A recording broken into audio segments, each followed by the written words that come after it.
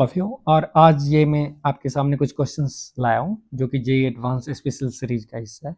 और अगर ये पूरे के पूरे क्वेश्चंस आप खुद से कर पाते हो तो मैं ये गारंटी के साथ कर सकता हूँ कि आपका मैथ्स में जो जेईई एडवांस में मार्क्स आने वाला है वो काफ़ी अच्छा है, क्योंकि independent of your score in the mock test conducted by this coaching institute, JEE examination का पेपर कुछ अलग होता है। अलग मतलब उनके लैंग्वेज या फिर उनके एसेंस दो होते हैं वो अच्छे होते हैं कंपेरेटिवली, क्योंकि उस पर टाइम दे के वो लोग डिजाइन करते हैं। तो चलो हम देखते हैं ये क्वेश्चन कैसा क्लियर करते हैं। तो मैं 2025 और 2026 के नंबर्स पे काफ़ी सारे क्वेश्चंस आपको देने वाला हूँ यहाँ पे।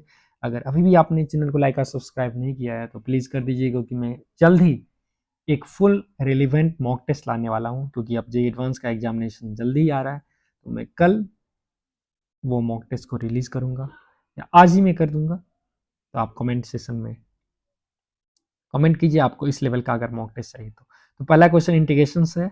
दूसरा क्वेश्चन बहुत ही बेहतरीन और शानदार क्वेश्चन है जो कि कंपोजिट फंक्शन से लिया गया है। लेकिन अब देखो जेई वाले क्या करते हैं ना, उल्टा क्वेश्चन पूछने का बहुत उनको शौक चढ़ा हुआ रहता है।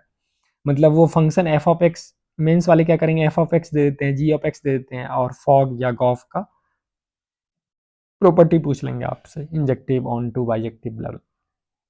अब एडवांस वाले भी वैसे क्वेश्चन काफी पूछे हैं हालांकि, लेकिन फिर भी मैं प्रेडिक्ट कर रहा हूँ एडवांस वाले रिवर्स क्वेश्चन काफी पूछते हैं। जैसे f of ji of x देखो मैंने यहाँ पे दे रखा है, अब फंक्शन एफ और जी रियल से रियल पे डिफाइंड है, तो बोल रहे क्या है, विच मस्ट बी ट्रू। अब ये क्वेश्चन को अगर आप कंसेप्चुअली कैलकुलस पढ़े हो तो बना सकते हो, नहीं तो आप फंस जाओगे। ठीक, तो मैं चाहता हूँ आप लोग ट्राई कीजिए before seeing the solution. Next question function से, और फंक्शन से एडवांस वाले बहुत ट्रिकी क्वेश्चन नहीं पूछते हैं। Usually you can do most of the function questions using derivative और first principle F dash X के हेल्प से। लेकिन अब ब्यूटी है इस क्वेश्चन में, मैंने बताया ही नहीं है फंक्शन डिफरेंशिएबल है। इनफैक्ट मैंने इतना तक नहीं बताया कि फंक्शन कंटिन्यूअस है, मैं बस बता रहा हूँ function is f is a function satisfying this property x y real के लिए साई एक्स डिफाइन किया, तो आपको साई 25, 6 और 7 पे वैल्यू। नेक्स्ट क्वेश्चन बहुत ही अच्छा क्वेश्चन है इनवर्स फंक्शन पे। तो इनफैक्ट मैं आपको बताऊंगा इस क्वेश्चन को एडवांस वाले कैसे और टफ और टेक्निकल कर सकते हैं। हालांकि ये जो ऑप्शंस है वो काफी आसान है, ठीक है, लेकिन मैं एक क्वेश्चन को और टेक्निकल बना के आपके सामने रखूंगा और आपको कमेंट में बताना है जो उस टेक्निकल का आंसर क्या होगा। चलो सबसे पहले शुरू से शुरू करते हैं, और पहला क्वेश्चन जो है वो इंटीग्रेशन से है। अब इसमें थॉट प्रोसेस क्या लगेगा। अब देखो ये फंक्शन ऑफ एन है, मतलब अगर मैं एन का वैल्यू 1 रखूँ तो मेरे पास एफ ऑफ 1 का कुछ वैल्यू आ जाएगा। क्यों? क्योंकि ये 0 से 2025 माइनस एक्स बाई एक्स और into D x divided by 2025 minus x. आप देख सकते हो 2025 माइनस एक्स अगर ये कैंसिल हो गया तो मेरे पास आ जाएगा लॉन 2025, राइट, और माइनस लॉन 0। तो अब आप बोल सकते हो जो एफ ऑफ 1 जो है लॉन 0 तो डाइवर्ज कर जाएगा, राइट। ये तो माइनस इन्फिनिटी, मतलब ओवरऑल ये एक्सप्रेशन इन्फिनिटी को टेंड कर जाएगा। तो बोल रहा है एफ एन इज डिफरेंशिएबल इन 0 से 2। कोई बच्चा बोलेगा सर एफ एन डिफरेंशिएबल कैसे है 0 से 2 में, जब फंक्शन 1 पे डिफाइंड ही नहीं है, ठीक है, क्योंकि फंक्शन 1 पे तो इन्फाइनाइट को जा रहा है। तो अगर आप इस चीज को, अगर इस इलीगल मेथड का अगर कुछ देर के लिए अगर हम साइड करें तो फिर इसका सॉल्यूशंस कैसे बनेंगे। तो सबसे पहले तो मेरे पास जो दिमाग लगेगा, ठीक है, हमारे पास जो दिमाग आएगा वो तो ऐसा आएगा, चलो सर इसको किंग्स रूल बना देते हैं। अब जैसे मान लो एफ ऑफ हाफ निकालोगे तो कुछ वैल्यू आएगा इसका, ठीक है, वो अलग बात है। जो एफ ऑफ 1 पे फंक्शन जो खुद है वो डाइवर्ट कर रहा है, लेकिन इसका मतलब ये नहीं जो डेरिवेटिव भी डाइवर्ट करेगा। डेरिवेटिव हो सकता है जो सैचुरेट हो जाए या फिर डाइवर्ट भी कर सकता है। तो हम उस एनालिसिस को भी रोक डायरेक्टली इस क्वेश्चन पे आते हैं, ठीक है। और इसको सबसे पहले अगर मैं किंग्स रूल लगाऊं तो आप देख सकते हो जो किंग्स रूल लगाने से बहुत फायदा होने वाला नहीं है। क्यों? क्योंकि इमीडिएटली अगर मैं किंग्स रूल पर नहीं लगा दूं तो ये x बाई 25 माइनस एक्स हो जाएगा, वो x हो जाएगा। ऐड करने से कुछ खास दिखता हुआ नजर नहीं आ रहा है, क्योंकि आप देखो लगा के 2025 माइनस एक्स बाई एक्स का पावर n और 1 बाई 2025 माइनस एक्स, और दूसरा फंक्शन किंग्स रूल लगा के जो बनेगा वो integration 2025 to F of n, वो दिखेगा अपने पास x by 2025 minus x to the power n to 1 by x d x.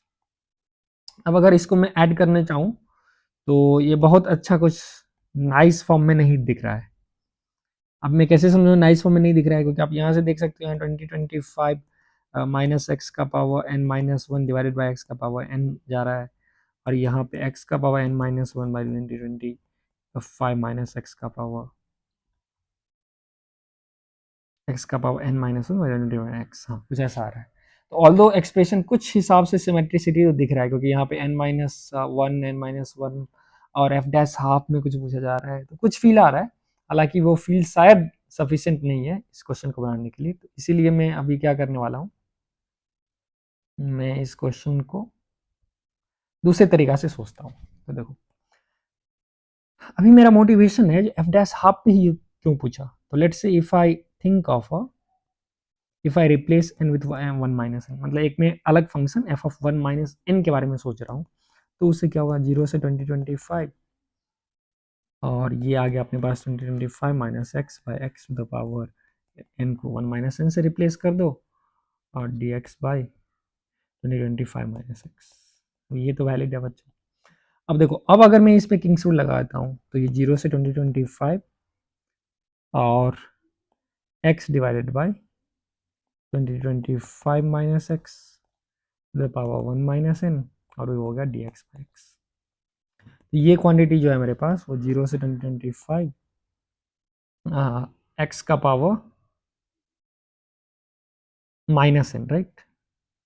ये आप देख सकते हो, ये आ गया x का power minus n divided by का power minus n divide by 2025 minus X का पावर n माइनस वन। अब इसको लिखा जा सकता है 2025 का पावर n और माइनस वन है, तो it's D x by 2025 minus X. तो मिला जुला के स्टोरी जो क्रिएट हुआ, तो ये तो इस exactly the definition of F of N, right. तो फाइनली यहाँ से मैं देख सकता हूँ F of one minus N equal to F of N आ गया for all N belonging to यहाँ पे 0 से 2 है। अब कोई बच्चा बोलेगा सर क्या ये ट्रू है क्या, एफ ऑफ अगर मैं n का वैल्यू 1 ले लूँ तो एफ ऑफ वन और एफ ऑफ जीरो, क्या ये सही है। अब देख सकते हो यहाँ पे जीरो जो है वो इंक्लूडेड नहीं किया गया है, तो ऑल दो एफ ऑफ वन इन्फिनिटी को टेंड करा होगा, तो एफ ऑफ जीरो भी इन्फिनिटी को टेंड करा होगा अगर मैं डेफिनेशन को एक्सटेंड करूँ, लेकिन उससे मतलब है नहीं। तो मेरा फंक्शन एक ये फंक्शन रिलेशंस को बता रहा है। अगर मैं डेरिवेटिव करूँ f dash one minus n into minus one is equal to f dash n, now put n equal to half, और एन इक्वल टू हाफ पे f dash half minus times equals f dash half, so that gives f dash half equal to zero. तो बहुत ही खूबसूरत सा question, सिर्फ एक trap है इस क्वेश्चन में, एफ ऑफ वन को उन्होंने डिफाइन नहीं किया है, ठीक है। तो हो सकता है फंक्शन जो है वो बड़े इम्प्रॉपर इंटीग्रल हो, लेकिन पर्टिकुलर पॉइंट पे कन्वर्ज कर रहा हो आसपास, तो अगर आप उस चीज़ों को इग्नोर करते हो, इसका वैल्यू जो है करेक्ट आंसर जीरो होना चाहिए। अब बच्चा, अब देखो, अब इसका मोटिवेशन ऑलरेडी एक प्रीवियस ईयर जे एडवांस के क्वेश्चन है। यस डेफिनेटली, जो बच्चे प्रीवियस ईयर वो लास्ट 10 ईयर्स बनाए होंगे, तो वहाँ पे एक क्वेश्चन पूछा गया था बीटा फंक्शन पे, टी का power n one minus t का पावर एन करके एक फंक्शन डेवलप किया गया था, आपको सब याद आ गया होगा। और अगर उसका डेरिवेटिव एग्जैक्टली वो हाफ पे ही पूछ रहा था, वो फंक्शन खुद सिमेट्रिक था हाफ के अबाउट, तो अगर वो फंक्शन हाफ के अबाउट मान लो कोई फंक्शन सिमेट्रिक है और वो डिफरेंशियल फंक्शन है, तो एफ डैश हाफ जो हो जाएगा वो तो जीरो ही होने वाला है, ठीक है। तो उसी टाइप का कुछ आइडिया पे ये आधारित था। चलो हम नेक्स्ट क्वेश्चन की बात करते हैं, और नेक्स्ट क्वेश्चन बहुत ही प्यारा सा क्वेश्चन है, तो मैं उसे यहाँ पे बनाऊंगा। F of ji of x जो है उसके बारे में कुछ इन्फॉर्मेशन है अपने पास, तो सबसे पहले f of ji of x का ग्राफ ही बना लेते हैं।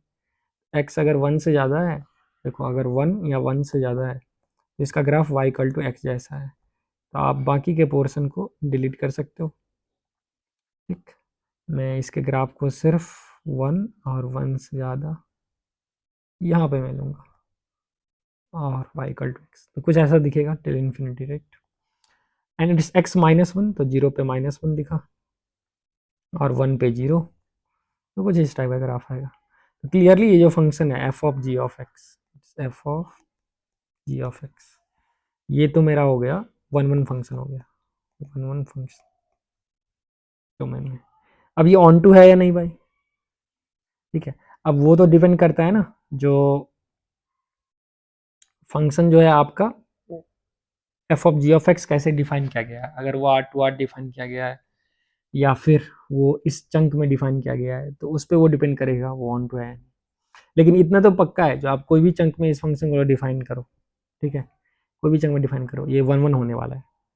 तो अब अगर f of ji of x 1 1 है, f of ji of x is 1 1 है, मेरे पास क्या ऑप्शंस है? मेरे पास अब दो ऑप्शंस है, देखो, या तो जी एक्स सपोज पहले 1 1 होगा, एक हम केस लेते हैं जहाँ पे जी एक्स इज 1 1, और एक हम केस लेते हैं जहाँ पे जी एक्स इज नॉट 1 1। चलो, अब अगर जी एक्स अगर 1 1 नहीं है, तो G X 1 equal to G x 2 जो है वो इम्प्लाई करेगा X 1 is not equal to X 2 for some x1 and x2 belongs to R, क्योंकि फंक्शन का इनपुट g जो है वो रियल नंबर से यहाँ पे लिया। I am assuming g x is not 1 1, तो जी एक्स अगर 1 1 नहीं है तो G X 1 equal to G x 2, वो इम्प्लाई कर रहा है x1 और x2 इक्वल नहीं है, फिर भी g का आउटपुट जो होगा इक्वल होगा। अब चलो, अब मैं दोनों साइड f ले सकता हूँ, तो f of g of x1 equal to f of g x 2, ये तो ऑलवेज ट्रू होगा क्योंकि 5 इक्वल टू 5, तो f of 5 equal to f of 5। अब चूंकि क्वेश्चन में ये दे रखा है, ध्यान से देखिए, जो f ऑफ g जो है वो 1 1 है, वो ग्राफ से ही दिख रहा है। सिंस क्वेश्चन में दे ही रखा है एफ ऑफ जी 1 1 है, और आप देख सकते हो ये फंक्शन का डोमेन जो है वो आर है, और यहाँ पे फंक्शन का रेंज जो है वो क्या है, आर है, एक्सेप्ट ये इंटरवल, आप देखो 0 से 1 को एक्सक्लूड करके, 0 10 नहीं कर रहा है और 1 भी एक्सक्लूड नहीं कर रहा है। ठीक है, तो फंक्शन को अगर मैं मान लो सपोज डिफाइन कर देता फॉक को, f of ji of x को अगर कोई डिफाइन करता आर टू आर, तो ये फंक्शन इनटू हो जाएगा। अगर हमने डिफाइन कर देता इसको आर टू आर एक्सेप्ट 0 से 1, तो ये फिर ऑन टू हो जाता। अगर आर टू आर करेंगे तो इंटू हो जाएगा। इसीलिए इंटू और ऑन टू के बारे में तो आप जानकारी दे ही नहीं सकती हो, क्योंकि f of ji of x जो है वो डिफाइंड ही नहीं है। ठीक, तो सबसे पहले ऑप्शन सी तो ऐसे ही चलेगा। और वैसे भी आप देखो, जी ऑफ एक्स अगर मेनी वन हो गया तो F of ji of x two F of ji of x one के बराबर है। This must imply x one equal to x two because fog is one one function. लेकिन अब ये तो हो गया कंट्राडिक्शन भाई, ये तो कंट्राडिक्शन हो गया। कैसे? यहाँ से बोल रहा है एक्स वन एक्स टू के बराबर नहीं है, और ये बोल रहा है एक्स वन एक्स टू के बराबर होना चाहिए, तो ये पॉसिबल ही नहीं है। इसका मतलब जी ऑफ एक्स जो है वो मेनी वन हो ही नहीं सकता है। मेनी वन होगा तो कंट्राडिक्शन होगा, तो जी ऑफ एक्स को वन वन ही होना होगा। तो ये तो पक्का हो गया, जो जी ऑफ एक्स जो है वो इंजेक्टिव है। अब क्या एफ को भी इंजेक्टिव होना जरूरी है? बिल्कुल नहीं, क्योंकि एफ मेनी वन हो सकता है फिर भी f of ji of x जो है, राइट, वो इंजेक्टिव हो सकता है। अब जैसे देखो, एक बहुत ही सिंपल एग्जांपल ले सकते हो। तो F of ji of x है, सबसे पहले मैं जी को डिफाइन करता हूँ, एक ये R to R suppose defined है, और फिर एफ में डिफाइन करता हूँ जो इस सेट से फिर आर से आर पे डिफाइंड है। अगर मान लो एक में केस के लिए अगर मैं पर्टिकुलर सपोज मैं वैल्यू ले लेता हूँ 1 2 3, तो अभी मैंने देखा जो 1 मान लो कोई किसी किसी के पास जाएगा, क्योंकि 1 तो आपको पता है ये कहाँ जाने वाला है, इस मशीन में कहीं पे जाएगा। लेट्स से 1 2 के पास गया, 2 3 के पास गया, 3 4 के पास गया, सिंपल एग्जांपल। अब मान लो अगर एफ मेनी वन है, 2 और 3 अगर किसी के पास गया, मान लो 4 के पास गया, 4 5 के पास गया, तो या ये क्या पॉसिबल है? ये पॉसिबल है नहीं, क्योंकि फिर एफ ऑफ जी जो होगा, F of G, F machine में जी का आउटपुट जो हम देंगे, ठीक, तो F of ji of X क्या होगा? सबसे पहले जो ये इनपुट जो होगा 1 2 3 उसको वो भेजेगा 4 5 पे। अब ये पॉसिबल ही नहीं है, क्योंकि देखो ये 1 4 के पास गया, 2 4 के पास गया, तो ये तो बता रहा है जो एफ ऑफ जी जो है वो मिनिमम फंक्शन होगा, राइट। लेकिन मुझे एफ ऑफ जी को 1 1 करना है, तो क्या पॉसिबल है क्या एफ ऑफ जी 1 1? बिल्कुल पॉसिबल है, बिल्कुल पॉसिबल है। देखो क्यों?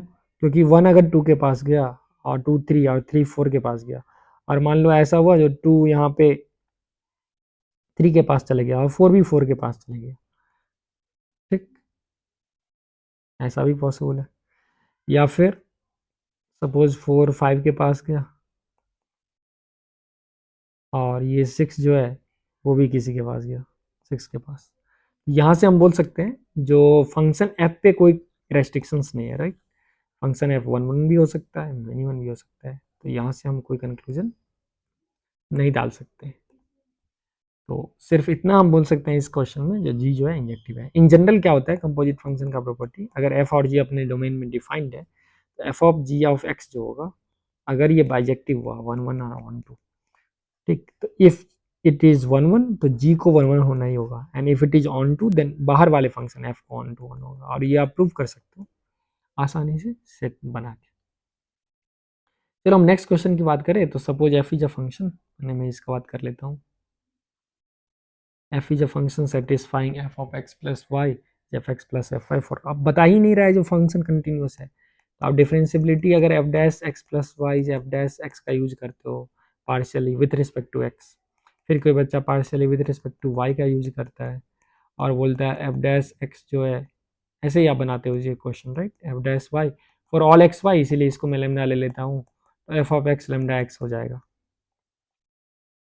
ठीक, अब मैं अगर अब सवाल है, अब लेमडा आप कैसे निकालोगे, तो अब लेमडा कुछ हो सकता है, क्योंकि देखो एफ जीरो आप निकाल नहीं सकते हो, f zero is two f zero, so that gives f zero is zero, तो वो तो ऑब्वियसली ट्रू है कोई लेमडा के लिए।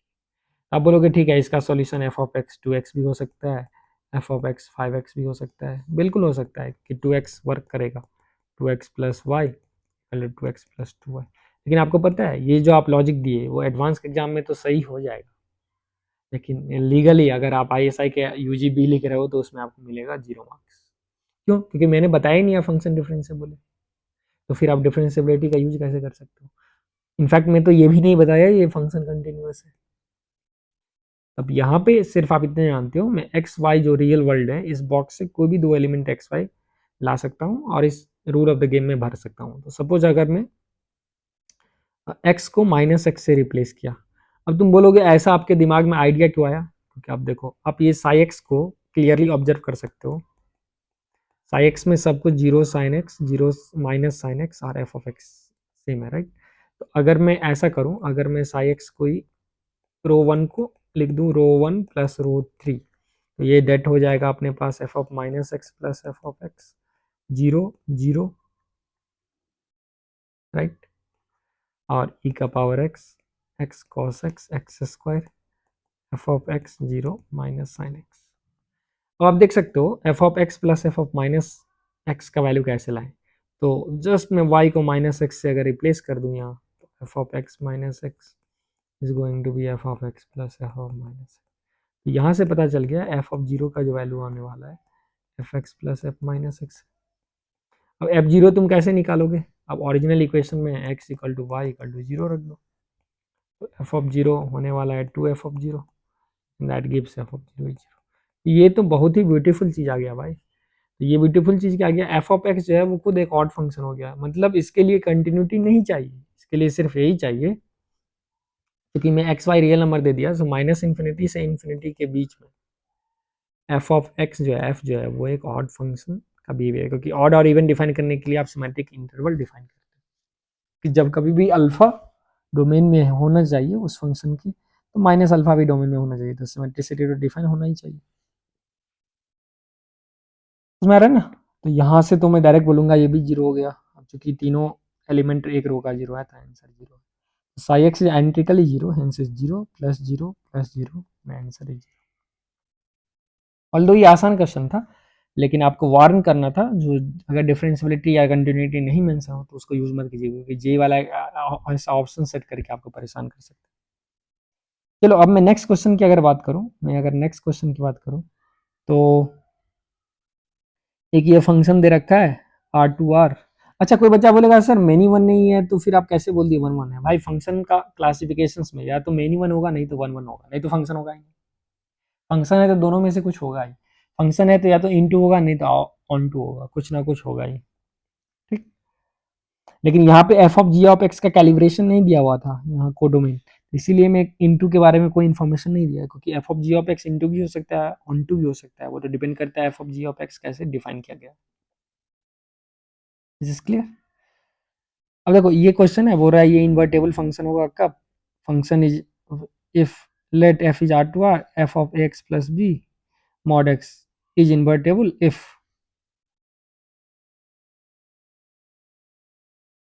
f of ax plus bx invertible if a0 b 20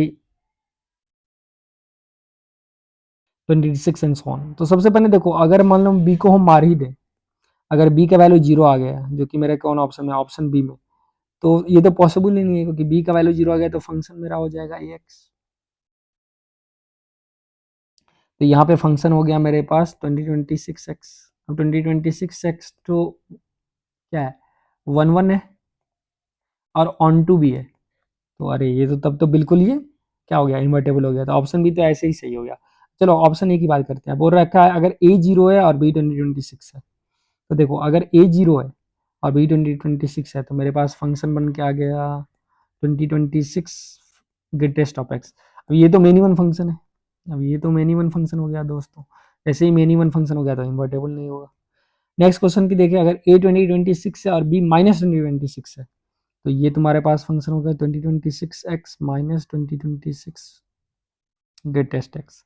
सो इस 2026 फ्रैक्शनल पार्ट ऑफ एक्स। अब फ्रैक्शनल पार्ट ऑफ एक्स तुमको खुद पता है ये फिर से इन्वर्टेबल नहीं होने वाला है, क्योंकि ये मेनी फंक्शन है, मेनी वन फंक्शन।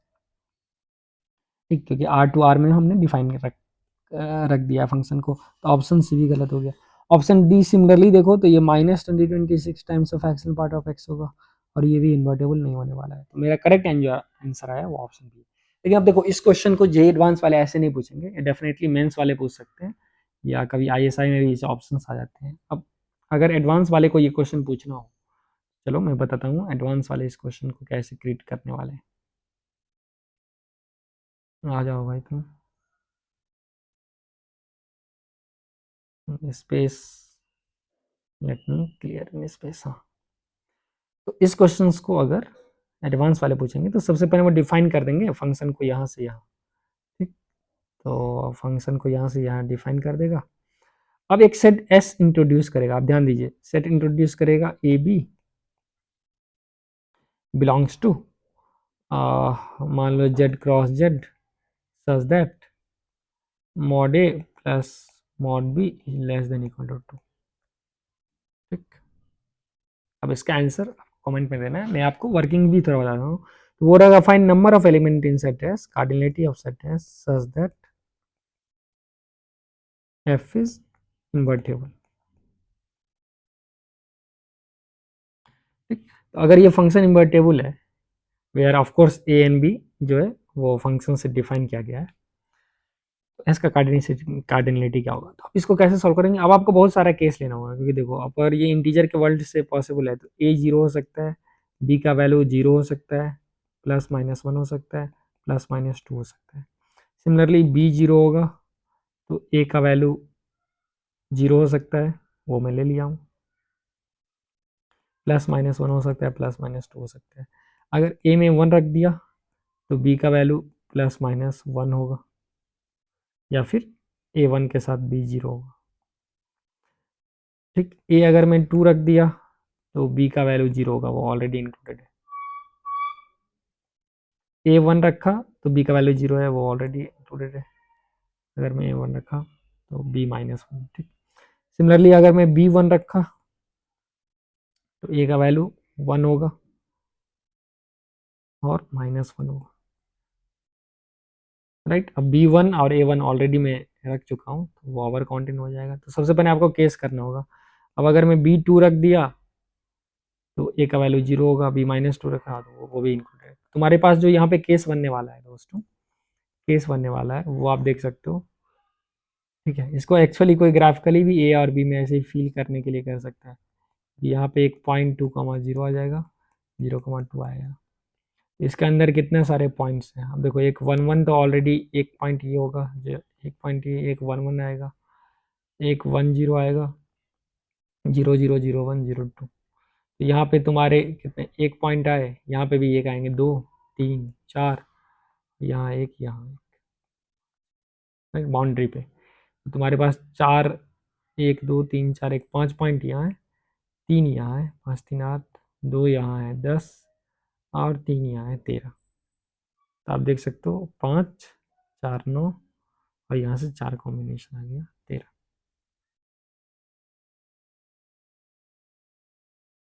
ठीक, तो जो भी हो, अब आपको ये पूरे 13 वैल्यूज ऑफ ए और बी पे स्कैन करना होगा और स्कैन करके आपको बताना है इसमें से कितने फंक्शन इन्वर्टेबल नहीं है। जैसे सपोज अगर मैं ए का वैल्यू 0 ले लूँ तब तो तुमको पता है जो ए का वैल्यू 0 लेने के बाद ये फंक्शन इन्वर्टेबल हो ही नहीं सकता, क्योंकि ये ग्रेटेस्ट हो गया। अगर मैं बी का वैल्यू 0 ले लूँ तो नो मैटर व्हाट ए आप लो, ठीक है, जैसे बी का वैल्यू अगर 0 ले लूँ और ए का वैल्यू 0 ले लूँ तो उससे भी इन्वर्टेबल नहीं होगा क्योंकि फंक्शन आ गया कांस्टेंट फंक्शन। लेकिन अगर मैं बी को 0 ले लूँ तो ये टर्म खत्म हो गया, और जैसे ही वो टर्म खत्म होगा तो लीनियर ग्राफ तो ऑलवेज इन्वर्टेबल है, तो ये चारों का चारों आंसर सही होगा। अब अगर ए को 1 और बी को 1 लो तो अब सवाल है एक्स प्लस ग्रेटेस्ट एक्स जो है ये फंक्शन क्या आर टू आर में इन्वर्टेबल है? तो इसका मैं ग्राफ बना सकता हूँ, कैसे बनाऊंगा?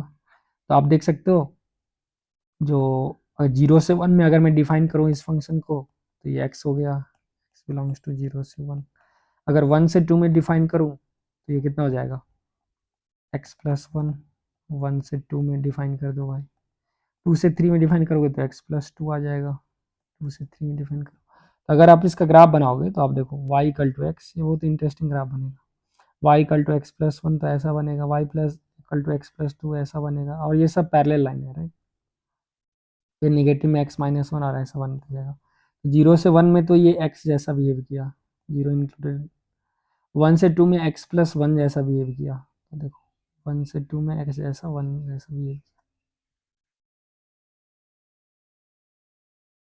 तो 2 से 3 में जो बिहेव किया वो तुम्हारे पास क्या हो गया यहाँ पे। तो यहाँ से तुम देख सकते हो ये फंक्शन क्या फंक्शन ऑन टू फंक्शन है क्या, क्योंकि इतना सारा आउटपुट जो है वो छोड़ रहा है, इतना सारा आउटपुट वो छोड़ रहा है, ये आउटपुट तो कभी फिलअप ही नहीं होगा। तो डेफिनेटली अगर मैं x प्लस ग्रेटेस्ट एक्स लूँ तो ये ऑन टू है ही नहीं, आर टू आर में तो इन्वर्टेबल नहीं। तो ऐसे ही आप इसको एनालाइज कर सकते हो और इस क्वेश्चन को कर सकते हो। डेफिनेटली जेई वाले क्या करेंगे ना, A X plus B greatest X plus एक और सी टाइप की कोई फंक्शन लगा देंगे, आप समझ पा रहे हो ना, plus c times section part of x लगा के सेट एस को a b c belonging to z cube कर देंगे। तो इस टाइप के आइडिया पे, बहुत ही बेसिक बेसिक आइडिया पे ना वो टेस्ट करते हैं आपका पूरा बिहेवियर, क्योंकि फ्रैक्शनल पार्ट ऑफ एक्स का जानकारी वो ले लेगा ए वन बी माइनस वन पे, ग्रेटेस्ट एक्स का जानकारी ले लेगा ए को किल करके, बी को किल करके एक लीनियर ग्राफ होगा उसका जानकारी। तो बेसिक बेसिक इन्फॉर्मेशन ना अलग अलग कंडीशंस में वो पूरे आपको चेक कर लेंगे। तो ऐसे क्वेश्चन क्रिएट किया जाता है, जैसे ये लास्ट वाले क्वेश्चन हमने क्रिएट किए हैं, ठीक है। और ये सब मेरा सेल्फ क्रिएटेड क्वेश्चन है, पहला वाले क्वेश्चन भी मैंने क्रिएट किया और इसको यूज किया गया है डिफरेंट टेस्ट सीरीज के अक्रॉस भी। लेकिन आप देख सकते हो एफ ऑफ वन जो है वो इन्फिनिटी को जा रहा है, तो इस पर आप कमेंट कर सकते हो कि क्या ये पहला क्वेश्चन लीगली देना लीगल है या नहीं। I hope you are enjoying my lectures, और जिनको फुल मॉक टेस्ट चाहिए तो वो आप जल्दी से कमेंट सेक्शन में बताइए और मैं जल्दी उसको लाने वाला हूँ आपको जे एडवांस 2025 के लिए। Thank you, have a good day.